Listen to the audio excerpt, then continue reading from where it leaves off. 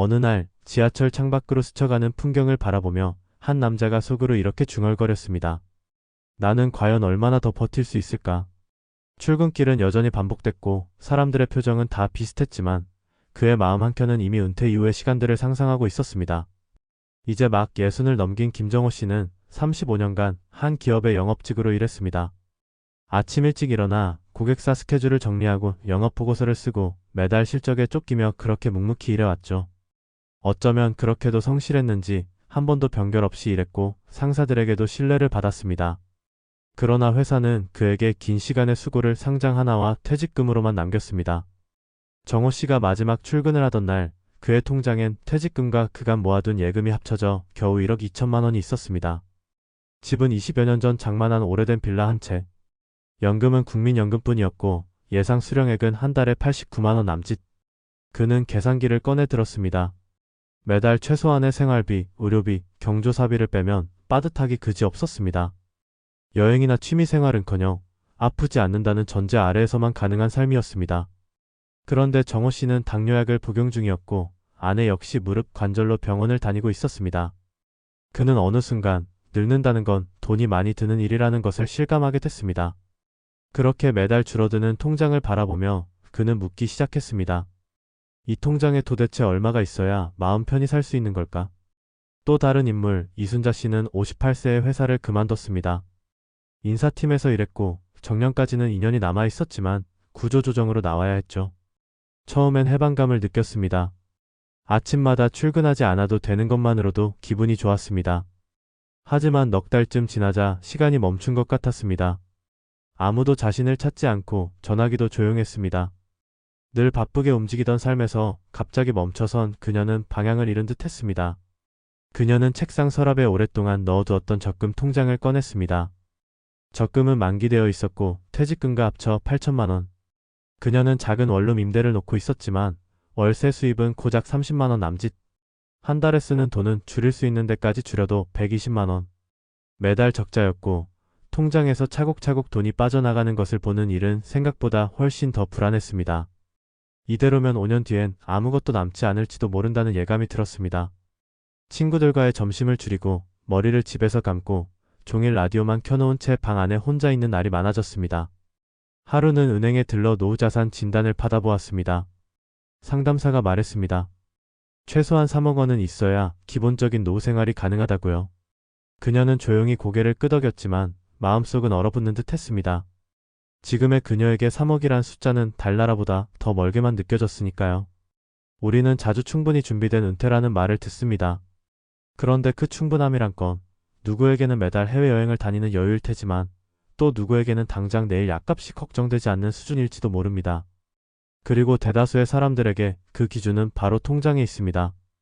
통장이란 단순한 숫자의 나열이 아니라 살아온 세월과 살아갈 날들을 품고 있는 그릇입니다.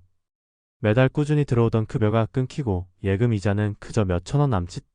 아플 때 병원비 걱정을 하지 않아도 되는 수준, 자식에게 손 벌리지 않아도 되는 선, 하루 한 끼를 고민하지 않아도 되는 평온. 그 모든 것들이 결국은 얼마가 있어야 마음이 놓일까라는 질문으로 모입니다. 하지만 누구도 그 정답을 확실히 알려주지 않습니다. 누군가는 연금을 계산하고 누군가는 월세 수입을 꿈꾸며 또 누군가는 자격증을 따 다시 일할 계획을 세우기도 합니다. 그러나 분명한 건 노후의 마음은 통장의 잔액만으로는 채워지지 않는다는 사실입니다. 우리는 그 안에 안정과 자존심과 존엄이라는 이름의 감정을 담습니다.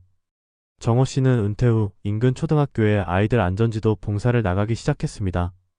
그 일로 돈을 벌 수는 없지만 매일의 아침이 다시 의미를 가지게 됐다고 말합니다.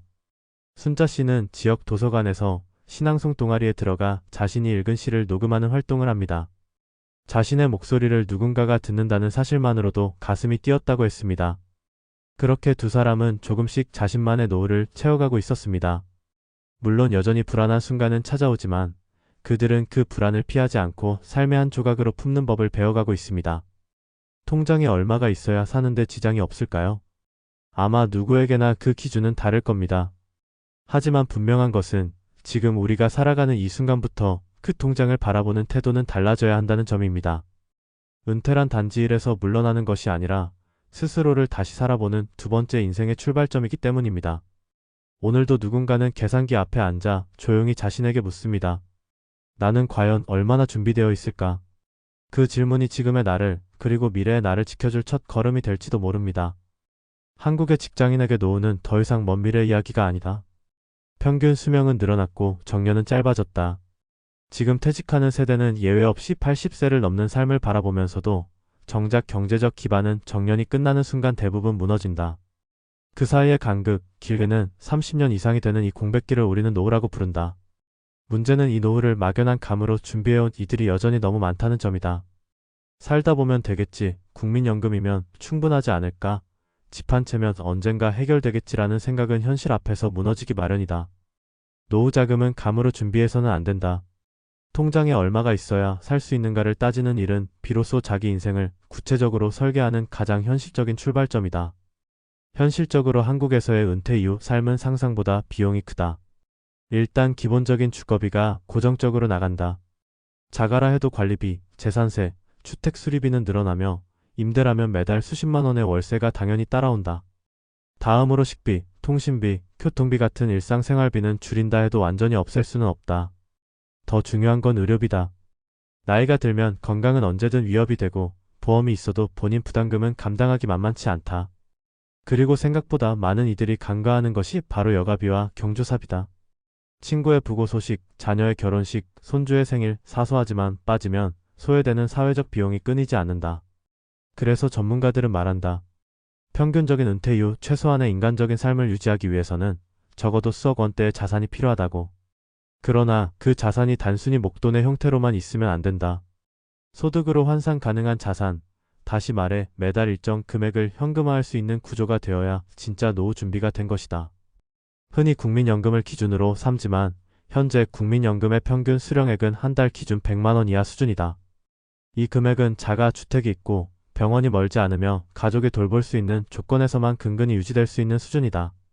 만약 이 중 한 가지라도 조건이 깨지면 바로 위기에 직면하게 된다. 연금 외에 반드시 추가적인 소득원이 필요한 이유가 여기에 있다. 그래서 많은 이들이 은퇴 이후 월세 수입, 배당금, 연금형 보험 상품 또는 파트타임 일자리 등을 고민하게 된다. 그러나 이 모든 것 역시 사전에 설계되지 않으면 불가능하다. 자녀의 교육비, 결혼자금 혹은 노부모 부양으로 인해 자산을 축적하지 못한 세대들은 그만큼 선택지가 적다. 준비되지 않은 은퇴는 바로 불안한 일상으로 이어지고 불안은 곧 고립과 우울로 연결된다. 실제로 많은 은퇴자들이 처음엔 시간이 많아 자유로울 줄 알았다고 말한다. 그러나 몇 달이 지나면 오히려 시간의 무게에 짓눌린다고 한다. 돈이 없다면 시간은 두려움이 되고 고립은 자존감을 무너뜨린다. 그렇기에 노후 자금은 단지 생계를 위한 돈이 아니라 삶의 자리를 지키는 최소한의 방어막이다. 준비된 사람은 시간 속에서도 삶을 설계하지만 준비되지 않은 사람은 시간조차 감당할 수 없게 된다. 자산의 크기만이 아니라 그 자산을 어떻게 분산할 것인가도 핵심이다. 예금만으로는 인플레이션을 이기기 어렵고 부동산만으로는 현금 흐름이 원활하지 않다. 퇴직 전후로 자산 재구성이 필요한 이유다. 가능하다면 일부는 배당 중심의 금융 자산으로, 일부는 안정적인 현금 흐름이 나오는 임대 수익으로, 일부는 예상치 못한 비용을 대비한 비상자금으로 나눠야 한다. 중요한 건 이 모든 설계를 퇴직 직전이 아니라 퇴직 10년 전부터는 시작해야 한다는 점이다. 시간이 곧 자산이고 설계할 수 있는 여유가 되기 때문이다. 전문가들이 말하는 노후 준비의 골든타임은 50세 전후다. 이 시기를 놓치면 대부분의 재구성이 어렵고 결국은 가진 것을 지키는데 급급하게 된다. 지금 통장에 얼마가 있는지를 묻는 질문은 결국 나의 노후에 대해 얼마나 알고 있는가를 묻는 질문이다. 이 질문에 답하려면 지금부터라도 구체적인 계산이 필요하다. 지금의 소비 수준이 은퇴 후에도 유지된다면 얼마가 필요한가? 연금은 얼마나 받을 수 있으며 다른 수입원은 무엇이 가능한가? 지금의 자산 구성으로는 얼마를 매달 꺼낼 수 있는가? 이 모든 질문은 어렵고 복잡하지만 피해갈 수 없는 질문이다. 노후는 감정으로 버티는 시간이 아니다. 숫자가 말해주는 현실 위에 감정을 보태야만 겨우 사람다운 하루가 가능해진다. 지금 당신이 쥐고 있는 통장은 단순한 은행 거래 내역이 아니라 당신 인생의 정답지다. 그 안에 담긴 숫자들이 말없이 당신의 다음 인생을 예고하고 있다. 은퇴는 선택이 아닌 토착이다. 다만 그 토착지가 낯설지 않기 위해 우리는 미리 계산하고 계획하고 각자의 통장을 다시 들여다보아야 한다. 결국 살아남는 노후는 준비된 사람의 몫이다.